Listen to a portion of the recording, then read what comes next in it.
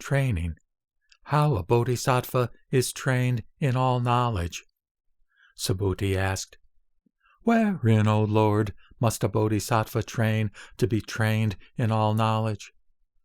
The Lord said, He must train in extinction, in non-production, in non-stopping, in no birth, in the absence of positivity, in isolatedness, in dispassion, in space, in the element of Dharma and Nirvana. Subhuti asked, For what reason does that amount to a training in all knowledge? The Lord said, What do you think, Subhuti? The suchness of the Tathagata, which is the prime cause of the Tathagata being a Tathagata, does that become extinct? Subhuti said, No, Lord, for extinction cannot become extinct, extinction being inextinguishable. The Lord said, The suchness of the Tathagata, which is the prime cause of the Tathagata being a Tathagata, is that now produced, or stopped, or born, or does it become or cease to become, or does it become isolated, or impassioned, or dispassionate, or does it become like space, or does it become the nature of Dharma? Subhuti said, No, Lord. The Lord said, Does that suchness then enter nirvana? Subhuti said, No, Lord. The Lord said, Therefore then, Subhuti, a bodhisattva who trains himself thus, he or she trains in the conviction that suchness does not get extinct. When he or she trains thus, he or she will reach the perfection of all training. He or she cannot be crushed by Mara, or by Mara's associates, or by Mara's host. Soon he or she shall reach the condition of irreversibility. Soon he or she shall sit on the terrace of enlightenment. He or she courses in his or her own range.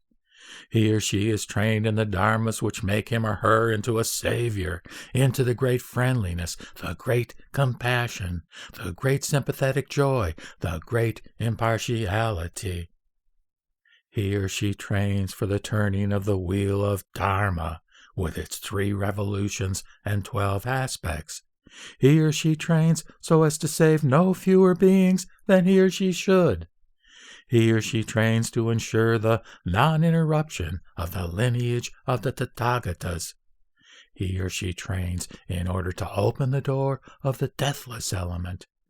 An inferior being is, however, incapable of this sublime training, for a weakling cannot be trained in this training, because those who are trained in this training are the very cream of all beings, are persons who want to save all beings.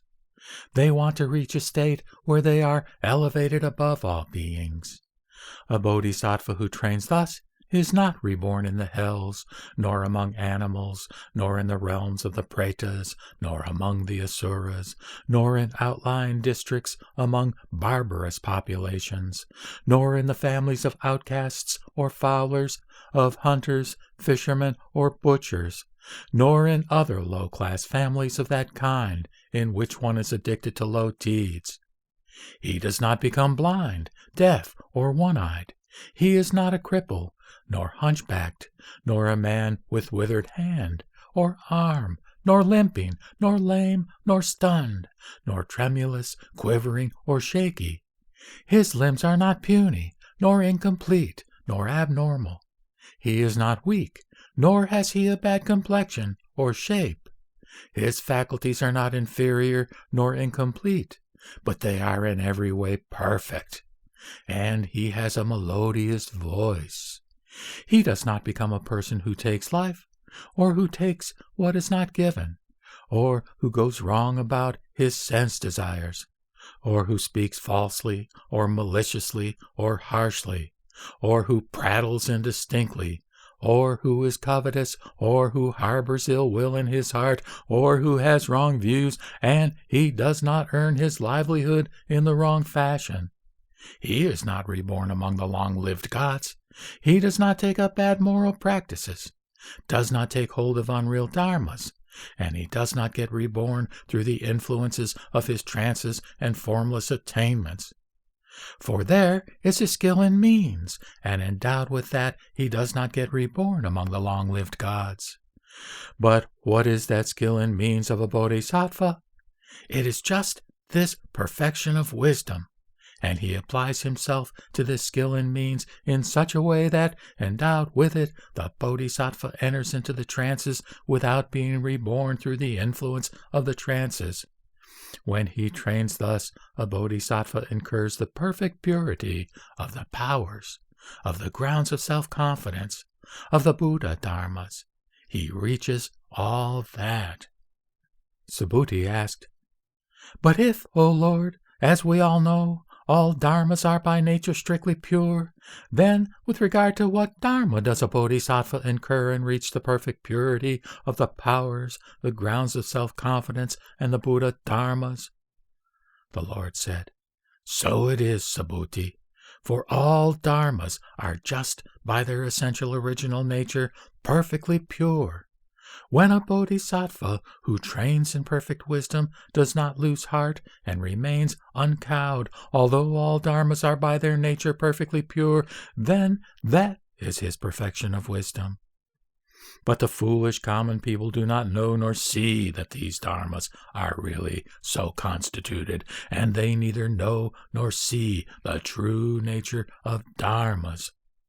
On behalf of those beings, the bodhisattvas struggle on and exert vigor, so that those who do not know may be enabled to know, so that those who do not see may be made to see. In this training they train. And therefore, in the world of appearance, a bodhisattva reaches the powers, the grounds of self-confidence, and all Buddha dharmas.